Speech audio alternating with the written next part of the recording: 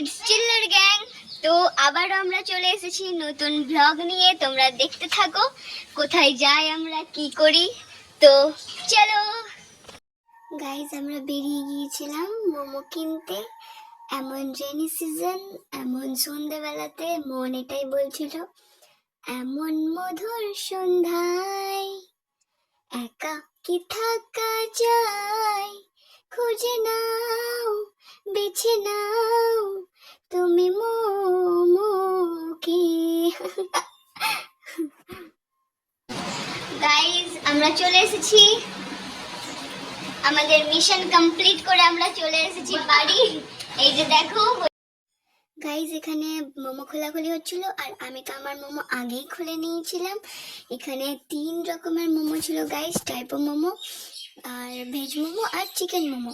তো আর বেশি বকবক না করে চলো মোমো খাওয়া যাক। তোমরা সকলে ভালো থেকো, ততক্ষণের জন্য টাটা।